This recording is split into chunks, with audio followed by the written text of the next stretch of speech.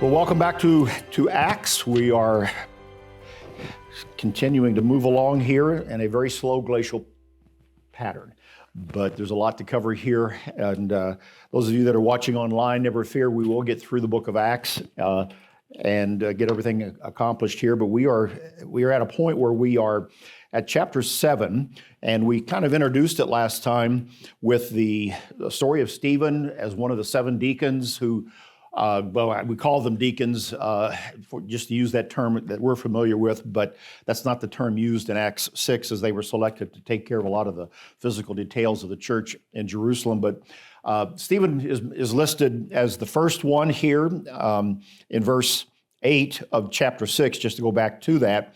And it says that he was full of faith and power and did great wonders and signs among the people. Now, keep in mind that the conflict that we're entering into here, as Stephen kind of goes far beyond a role of a physical servant in the church, he now becomes, in a sense, an evangelist, maybe not even a prophet, or not an apostle, but more like a prophet by what he does.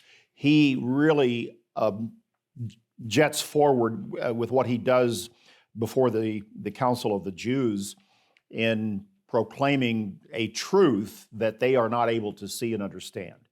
And that puts him, as we're going to see, kind of in almost the role of a prophet. He's not a deacon. He's not a pastor. He's not even, in a sense, an apostle, but more of like an Old Testament prophet in the indictment that he lays down before the Jews in a unique way. And it's going to cost him his life, and he becomes the first martyr here within the setting of the church. And so we brought it down to where he was arrested. In verse 15 of chapter 6, he's brought before the council. This is the same council that John and Peter had been brought before, and the same council before whom Christ himself had appeared and who had sentenced Christ to death. And so it's a pretty serious situation. The Sanhedrin that he's come before now, we're at some point in let's say the mid-30s, in terms of the chronology of the book of Acts. If we take 31 AD as the beginning of the story in Acts with Christ's death and the beginning of the church, we have come forward. Most commentators feel, not having any specific reference here, mid-30s, which could put us anywhere from 34 to 37 or so AD. Hard to tell that, but let's just call it the mid-30s AD in terms of a reference. The church has been growing and developing. As a little bit of a background to what is happening here, and to understand, I think, better Stephen's sermon or the address that he gives as Luke records it, let's back up just a moment, and let me give a little bit of a background in regard to the setting of the Jews and Rome and the land of Judea in the first century period here. The Jews that were occupying the land and under whose they were under the Roman rule, they had basically 3 beliefs that kind of tied them together, or they agreed on. Now, we have moved forward. If you remember, we've just gone through Daniel 11. We talked about the time of the Maccabees in the 2nd century BC, and the Maccabean revolt against the Greeks and the Seleucid Empire, the time of Antiochus Epiphanes, and the Maccabees who rose to power. The Maccabees gave rise to a ruling dynasty called Hasmoneans. I'll go ahead and put that on the board here just for a historical reference. Their descendants, who kind of ruled Judea, was a Hasmonean dynasty.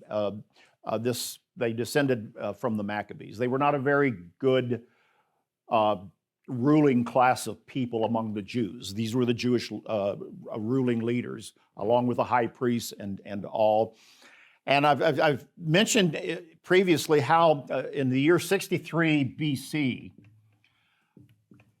the Roman general Pompey the Great came into the land at the invitation of the Jews. Pompey the Great was a Roman general. Rome had already annexed Syria. Remember, we talked about that annexation, and it kind of figures into, again, the Daniel story, because when Rome annexed Syria, the king of the the king of the north, okay, look, bringing in the Daniel story here for a moment, the king of the north, that becomes Rome. And in 63 BC, a Roman general, Pompey, who's in the area of Syria, the king of the north land, is invited into the land of Judea, Jerusalem, because the Jews can't get along under the Hasmoneans. But Rome really doesn't annex completely all of the Holy Land at that time. They continue to allow the Hasmoneans to rule, and they're more or less as client kings. And they eventually Rome puts on the throne Herod the Great, this man named Herod, who is the Idumean leader. He's not really Jewish. He comes from the southern regions below Judea, and he founds the Herodian dynasty. This is the Herod the Great who is the king when Jesus is born. And remember, in the story, he because of his fear, he kills all the firstborn sons in an effort to kill the Messiah. And so Herod rules as a client of Rome. Rome hasn't completely annexed it. But then Herod dies. He dies in the year 6 BC. I'll just put it there, and he dies. The land of Jerusalem, Judea, Samaria, Galilee, the whole area that we call Israel, the Promised Land, is divided among his 3 sons. All right, this is where we get the name of the television movie, My 3 Sons. No, not really, but he has 3 sons.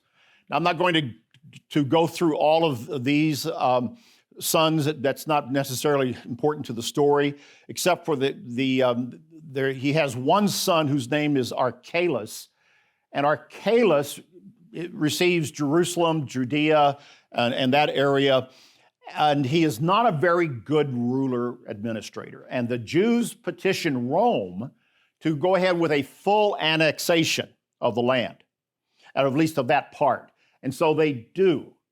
And so we move to about, let's say, the year 4, maybe 6 AD. And this is many years after 63, when Pompey has kind of come into the land and Judea has become a client state of Rome. Herod rules, he builds up Jerusalem, and then his son really kind of drops the ball, and the Jews ask to become a full colony, if you will, of Rome.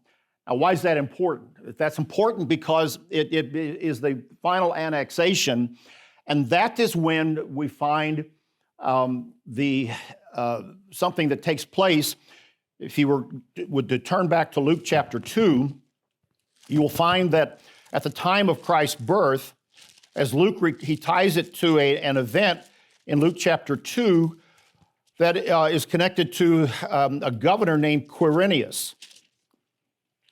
And in verse 1 of Luke 2, it came to pass in those days a decree went out from Caesar Augustus that all the world would be registered. This census took place where Quirinius was governing Syria. Quirinius is a Roman governor. And so he issues a census. And the only reason for a census is for taxation, money. And this is what ties into the story of Mary and Joseph, Christ's birth. And this happens after the son of Herod, Archelaus, has to abdicate or is removed because of incompetence, and Rome and Judea becomes a full client of Rome. Now, why is that important? This is important because we're talking here about something called the land. And it's the Holy Land. It is the Promised Land. It is the land given to Abraham and his descendants. And the land is important. So we come back to where we are now with the time in Acts, all right? The Jews, for all their disagreements, at least agreed on 3 things. Number 1, they agreed that there was one God.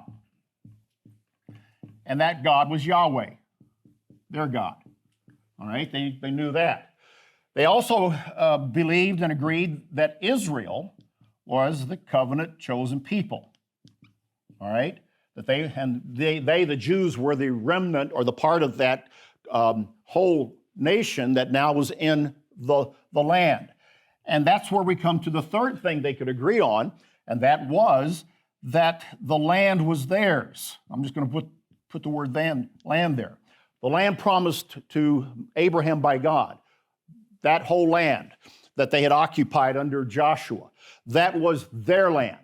And it was only when they had full control of that land that they and were free that they could worship the one God in the right way. Now this is where the rub comes in. This is where the problem comes in. And we're going to read about that in chapter 7 as Stephen develops his sermon and his address. And all this helps us to kind of understand what he's saying and why he's saying it and why he takes the approach that he did. Because the idea that the land must be free, it must be free of Roman control.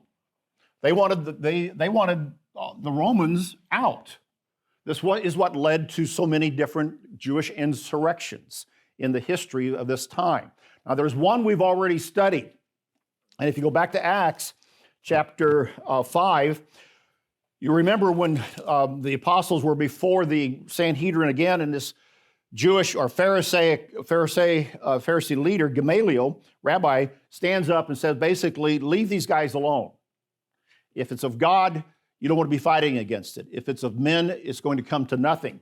And in verse 37 of chapter 5 of Acts, Gamaliel references a person named Judas of Galilee who rose up in the days of the census.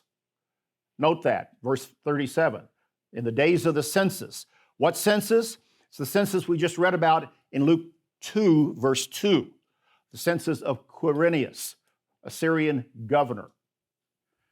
And what happened then, and Luke brings it in, and we know that the full story comes from Josephus, not necessarily here, but Josephus tells the story of the rebellion of this Judas from Galilee.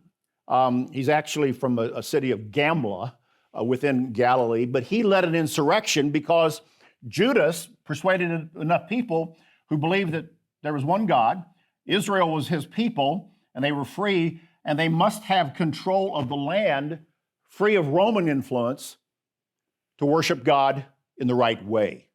This is what is held to their belief.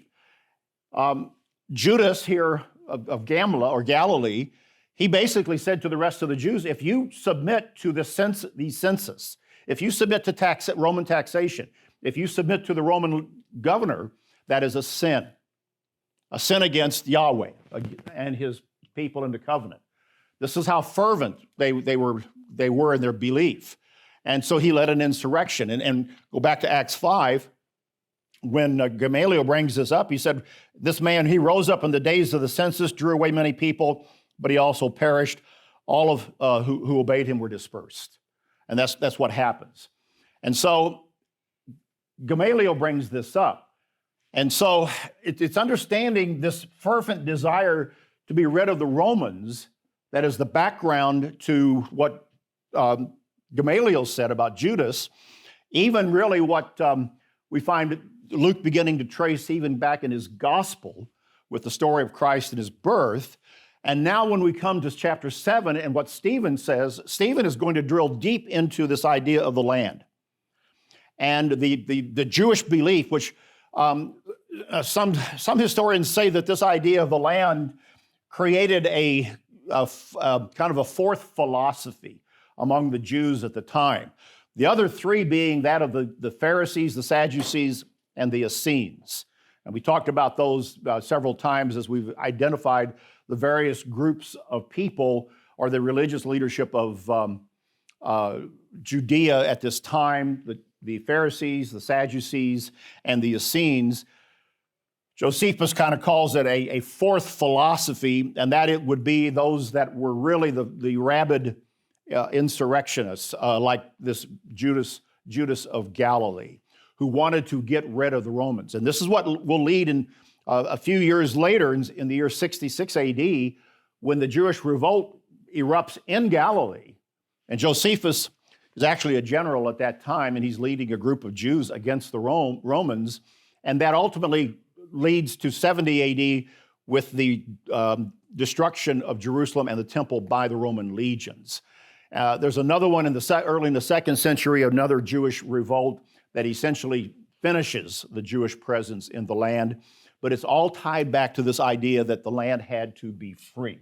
So with that as a background, and it's important in understanding what is being developed here, let's look at what Stephen here begins to talk about.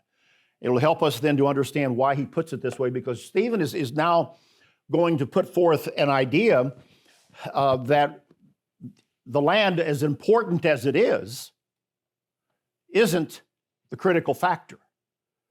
That God's not tied to any piece of land. God's not tied even to one people necessarily beyond the covenant that he made with Abraham. Stephen is beginning to help, or through his preaching, say that God's concerned for all people. And he's going to do it by telling the story that they really have never thought about of their most revered patriarchs, beginning with Abraham. And he's going to basically show that God's dealt with all of his people apart from the land, the promised land. And it's that lack of discernment that the Jews don't have at this time. And as a result, they couldn't identify Jesus when he was in front of them as the Son of God, and they killed him. And now they are going to kill one of the servants in the church because they can't stand this message. And so let's dive into it here as we look at chapter 7. When the high priest said, "Are these things so?" Because the charge is, going back to verse 13 of chapter 6, that this man does not cease to speak blasphemous words against this holy place and the law. All right? And so, that gets back to these principles that undergirded the whole Jewish philosophy at this time. It's not true, but this is the charge that has been presented. Verse 2 now of chapter 7. Stephen says, "Brethren and fathers, listen. The God of glory appeared to our father Abraham when he was in Mesopotamia, before he dwelt in Haran. And he said to him, 'Get out of your country, from your relatives, and come to a land that I will show you.'" This goes back to Genesis 12. This is a quote in verse 3, right out of Genesis 12, verse 1, where God appeared to Abram and said, "Get out of the land and go to a place that I will show you." Where was Abram at that time? Well, Abram was way over in Mesopotamia. I don't have that map up on the board here today, but he was over in the area of the land between the waters, the area of Babylon, that former empire there. That's where he was. He wasn't anywhere near what would become Jerusalem and Judea and the Promised Land when God appeared to him, and that's the point. That's when God began to work with him. The idea is, and Stephen is saying, look, God began working with our patriarch, Abraham, when he was in a foreign land, i.e. Gentile land. He was not in a holy place or a holy land, and yet God began to deal with him. That's the point Stephen here is making. And so he says in verse 4, he came out of the land of the Chaldeans, dwelt in Haran, and from there, when his father was dead, he moved with him to this land in which you now dwell, which is the promised land, the holy land, Jerusalem, Judea. That's the land. And so he's tracing history, but he's in big, broad strokes. He's jumping really long periods of time here as he moves through his story. Now, understand this about Stephen's sermon. Let's just go ahead and call it a sermon. That's what it is. It's an indictment as well. It's a speech. It's a long one. Some say, I think, that this is the longest one in the book of Acts. But it is a sermon that is one for the ages here. In verse 5, then he says, "And God gave him no inheritance in it, not even enough to set his foot on it. But even when Abraham had no child, he promised to give it to him for a possession and to his descendants after him." Remember, and when Abraham died, he didn't even have a place to bury his wife Sarah. He had to go buy a plot, a cave, the cave of Machpelah. and in the area of Hebron, south of Jerusalem. And so God spoke in this way in verse 6 that his descendants would dwell in a foreign land, and that they would bring them into bondage and oppress them for 400 years. Now that's referring to the foreign land is Egypt. That's the foreign land of verse 6, Egypt. And so he's jumped now from Abraham over Isaac and to the time of Jacob, when Jacob, as you know from the story, goes down to Egypt during the time of famine. Joseph is already there, who's actually the next story we'll talk about here.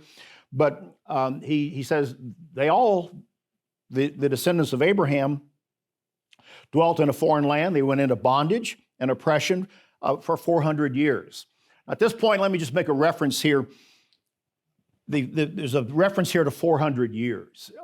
It's 430 years back in the book of Exodus.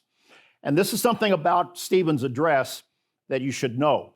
He is not precise in years, and even in some of the chronology here of Abraham.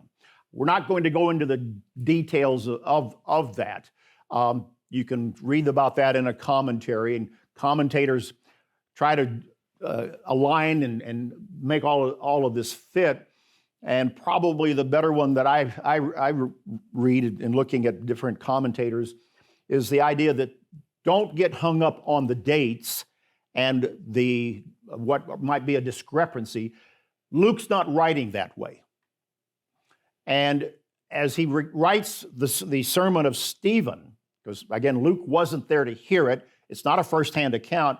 He gets it from later from a source who obviously was there, but he's writing in broad strokes here, and he's writing for effect, and it's not anything that will discredit the biblical record and the truth of Scripture. The events and the people are real. He's writing to a larger lesson. And that's what's critical to understand here. Even in this story, there are things that Luke records of Stephen, as we'll see, about Moses that are not found in the Scripture. He got it somewhere else. He may have got it out of Josephus or some other source. And that's legitimate.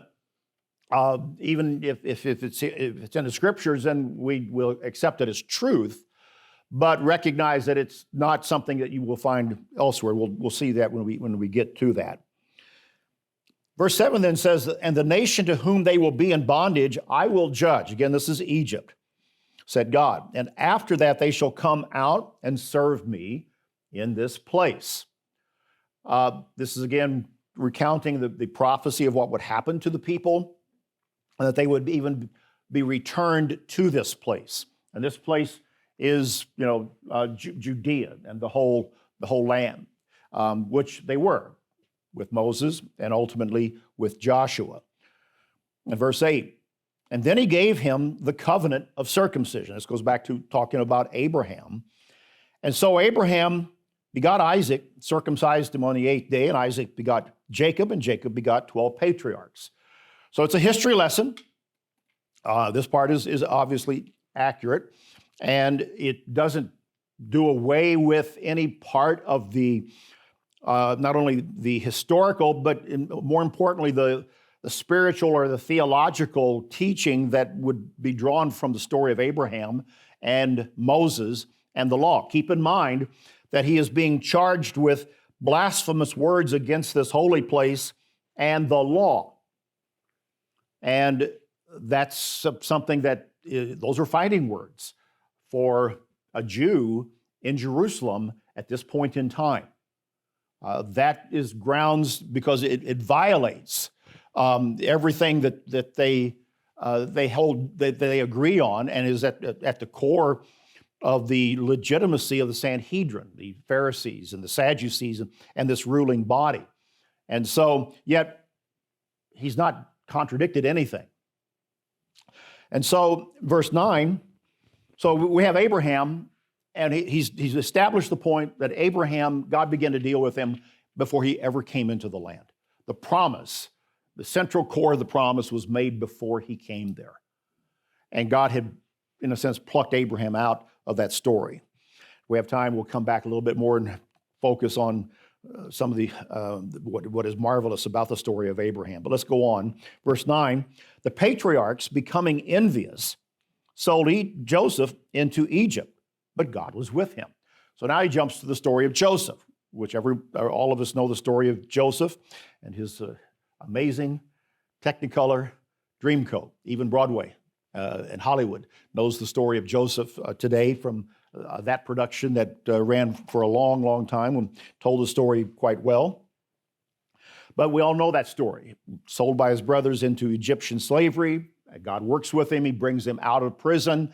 He comes up to become the second in command of Pharaoh and is instrumental in not only saving Egypt from death during a famine, as he prepared 7 years in advance for 7 years of famine. He then saves his own family, his brothers and Jacob who come down. It's a remarkable story. It's a timeless story. Let's say for a story that is that old to be retold in modern terms of modern culture and entertainment speaks volumes in itself to the timeless qualities of that story of interfamily problems, betrayal, redemption. You've got the great themes of any novel right there in the story of Joseph, and for many of us probably one of the favorite stories there.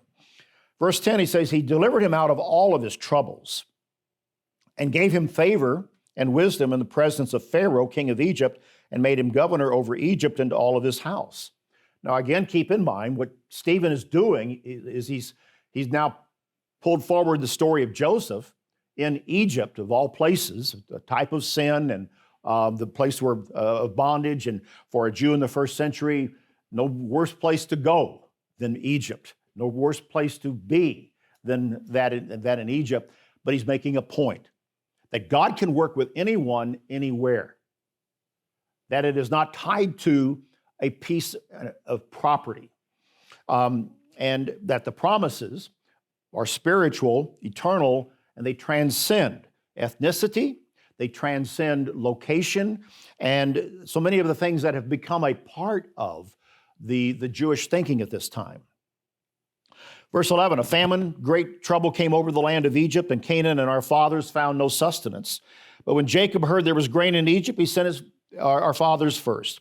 And the second time Joseph was made known to his brothers, and Joseph's family became known to the Pharaoh. Great story, just a great story there, when Joseph reveals himself to his brothers. You read through that story, and how do you keep a dry eye when you read through that part of Joseph? I mean, told well, told right. It grabs your attention, and it's so poignant. Then Joseph sent and called his father Jacob and all of his relatives to him, 75 people. So Jacob went down to Egypt, and he died, and he and our fathers, and they were carried back to Shechem. They come back into the land. Shechem was in the land of the promise, laid in the tomb that Abraham bought for a sum of money from the sons of Hamor, the father of Shechem. So again, he's tracing the story that they all knew. You read through this, and you might begin to imagine in your mind, here's, if, we've got, 4 rows of students here, and if you were the Jewish leadership, and I'm up before you telling a story that that you can recite from memory, which they all could, and you know it, and you don't like me, and I'm Stephen, and I'm telling you the story of Abraham and Joseph that you dream about, know about, and can recite from memory, you're sitting there drumming your fingers, get on with your point. We already know this. You know how it is when you've heard a sermon for the 4th time, or the idea within a sermon, and I know this. He's going to talk about this today, and we have to, get through our human nature and realize that because God knows that we need that sermon for the 4th or 5th time, because there's some point on prayer or whatever we need to learn. Stephen's got a point for these Jewish leaders, and they're probably beginning to get impatient. They're squirming in their chairs. They if they could, they'd look at their watches and they can't look at their smartphones because even the Sanhedrin put their smartphones in a place outside the room, right? You didn't know that, did you? Yeah, they did. So we've got precedent for what we do here at ABC. For those of you online, here at ABC, we have a place outside the room for smartphones so that students are not on them or distracted by them or whatever during class time. So, but that comes right here from the Sanhedrin. We discovered that in an archaeological dig in 1971. And no, just kidding you here. All right. So verse 17, when the time of the promise drew near, which God had sworn to Abraham, the people grew and multiplied in Egypt. And so he's back into that story, bringing it forward, till another king arose who did not know Joseph. This man dealt treacherously with our people, oppressed our forebears, making them expose their babies so that they might not live. And so, again, all drawn from Genesis, accurate. At this time, Moses was born. So again, now this is the third character we've had Abraham, we've had Joseph, now we have Moses. Abraham born in a foreign land, Joseph sold into a foreign land, and yet God was with him. Now Moses, born in a foreign land, his life is a danger. He was well-pleasing to God. He was brought up in his father's house for 3 months, and at verse 21 it says, when he was set out, Pharaoh's daughter took him away and brought him up as her own son. And getting into that chronology, I don't know if, as you go through the Pentateuch, how much Dr. Dunkel takes you through that, but looking at and trying to pull together the chronology of who the Pharaoh was at the time of Moses and the Exodus, and who his daughter was that is recorded in Scripture, and what she did is an interesting study to align that chronology right. And when it's done, it helps to really understand a lot. And it's not the picture that you get in the Ten Commandments by Cecil B. DeMille's. They put you forward a few hundred years because they date a later Exodus there. But that's another story for another time. But what it says in verse 22, Moses was learned in all the wisdom of the Egyptians and was mighty in words and deeds. Now that is a point Stephen brings out we do not receive from the story back in Exodus. That's not recorded there. And if you saw the movie, the Cecil B. DeMille movie of the Ten Commandments, you find that Moses certainly is the son of Pharaoh and part of the court, but he's also a general. Well, that comes out of Josephus. And we take that as true, that indeed, as he was raised in the household of Pharaoh, he did rise high and was a general of the army. Josephus records those incidents. But that comes from extra biblical history. And it says that he was learned in all the wisdom of the Egyptians and mighty in words and deeds. I'll just pause and tell you a little bit of background. Do you ever go to Egypt? And you need to go to Egypt. And when you go to Egypt, you need to go up the Nile. And if you girls, if you marry somebody that's got enough money, he'll put you on a boat and you'll sail up the Nile, like something out of an old movie, okay? And you will put in at a place called Karnak. And you'll walk through the ancient temple site of Karnak in Egypt. It is fabulous. This is where Moses was raised. This is where the pharaohs ruled from, Karnak. And the temples of Karnak, the ruins are there and they're magnificent. Across the river are the tombs of the kings. Hatshepsut, who could very well be the daughter of Pharaoh that is referenced here in the book. Her tomb, and that's where they discovered King Tut's tomb and all of that. That's on the other side. When they take you through there, as they did with the group that I was with back several years ago on a tour, you're going through these, what were huge halls and rooms in this vast temple complex. I remember the tour guide stopping us at one point as we were walking through this room. It's all old stone and stone columns.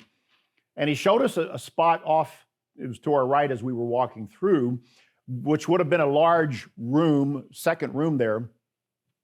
And he said that is where the children of Pharaoh were taught. In other words, it was a school. And then he said, because we were a Christian group being toured by them, he said, that is where Moses would have been taught. And I remember, everybody goes, oh, wow. And snap, snap, snap. You start taking pictures like that. And it's interesting, and then you walk on, and I'm thinking, I wonder if he just told us that, because we're a Christian group, and he knows that that's going to sell more tours for him and make us happy, and he gets a bigger tip at the end of the tour, or if it's really true. Well, it's one of those things where it gives you at least a good visual. You don't know if it is or not. It could very well be, as the Egyptologists identify these ruins and what was there, but it's certainly the temple area, and it's where the house of the Pharaoh was. Moses would have been a part of that in his day. Would he have been taught in that room? Maybe, maybe not. But again, it just helps you to kind of understand and visualize some of these things. And what Stephen is saying is that this man Moses, who is a huge giant of a figure then and now in Israelite Jewish world history, he was taught in the schools of the pharaohs. I mean, we today, we got a lot going on in our public school system, don't we? And a lot of things being taught. A lot of people opt out. They opt for homeschooling. Many of you were homeschooled for many reasons. And we've got, some problems today that cause that. But think about going back to this time. Moses, in a sense, homeschooled in the house of the Pharaoh, but it is, what does it say? That he was learned in all the wisdom of the Egyptians. That's not God's truth. That was the wisdom of the Egyptians. Now, they understood astronomy and they understood mathematics. They did build a few buildings that are still around today. You have seen pictures of those. So they knew what they were doing. Moses obviously went on to become the lawgiver and is anchored in the story and in history in that way. But again, Stephen's point is that God took this man, he took a detour from his Jewish Hebrew household into the house of a Pharaoh. And when you read about what he would have been brought up around, the religion, the culture, the ideas of the Egyptian pharaonic household, not nice. Not what we would call Christian, righteous, or anything biblical in that sense. He was learned in all of it, and not all of that is something that we would want to carry through. And so this is in the minds of the Sanhedrin here, as Stephen gives this address. They're being reminded of something that, in a sense, they knew, but they don't like his point. Maybe by this time now, as he's gone from Abraham to Joseph, now to Moses, maybe they're beginning to get the point of what his real point is. And they're beginning to get a bit more agitated as they are sitting there listening to what he has to say. Well, he goes on, he says, when he was 40 years old, it came into his heart to visit his brethren, the children of Israel. And seeing one of them suffer wrong, he defended and avenged him who was oppressed and struck down the Egyptian. That story's told back in Exodus. So he jumps to his, he tells this story in 40-year increments here. The next day he appeared to two of them as they were fighting and tried to reconcile them, saying, men, you are brethren, why do you wrong one another? But he who did his neighbor wrong pushed him away, saying, who made you a ruler and a judge over us? Do you want to kill me as you did the Egyptian yesterday?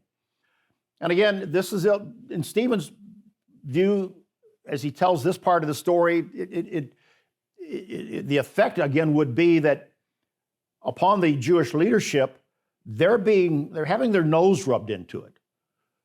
That the Hebrews devolved over a period of time as they were slaves, taking on absorbing habits and ways that were unrighteous.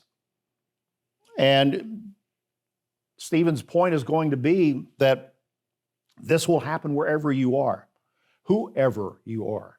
Again, keep in mind that the idea, one of the things that they all agreed on is that Israel had a covenant with God. They were his special people.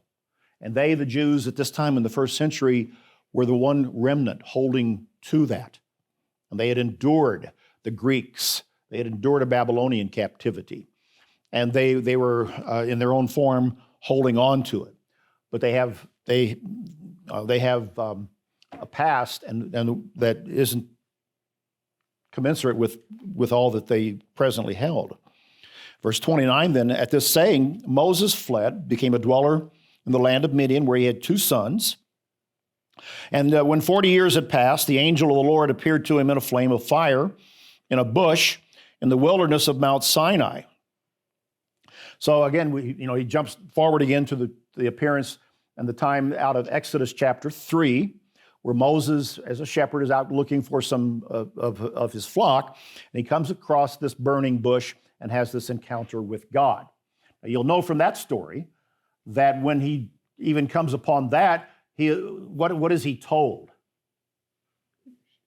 By the voice out of the burning bush, which is the voice of God. Anybody remember? Remove your shoes. The place on which you stand is holy ground. Now, this is way down in the Sinai, and this is what is happening here as he brings the story forward. An angel of the Lord appeared to him in a flame of fire in a bush in the wilderness of Mount Sinai. When Moses saw it, he marveled at the sight. He drew near to observe. The voice of the Lord came to him, saying, I am the God of your fathers, the God of Abraham, the God of Isaac, and the God of Jacob.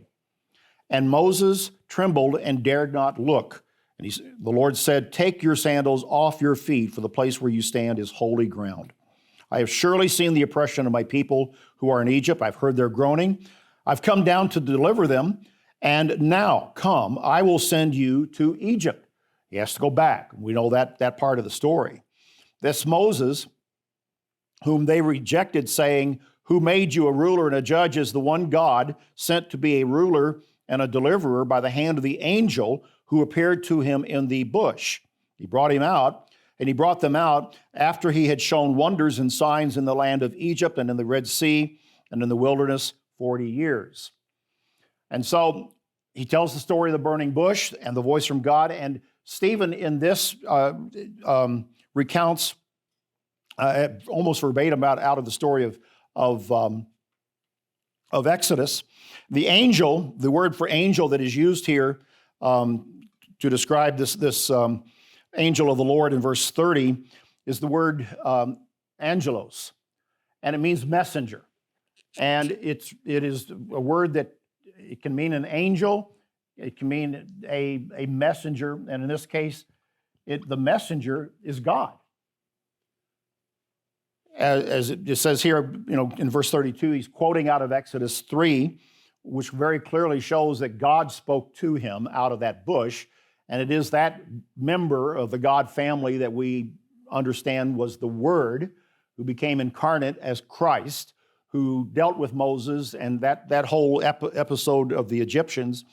And Stephen affirms it here, and he uses the word, he's called the angel of the Lord, but it is not speaking in a sense of an angel like a Gabriel or a Michael, as we studied in Daniel, but in the sense of the word meaning a messenger, which it can mean, and as the context helps us to understand how it is applied here. The Word, the one who became Christ, then is the messenger through whom all of that was then communicated to Moses and ultimately to the children of Israel. Many other scriptures bring this out. We'll get back into this particular study here when we get into the study of the nature of God and Christ and the Holy Spirit in a few days in our Fundamentals of Belief class.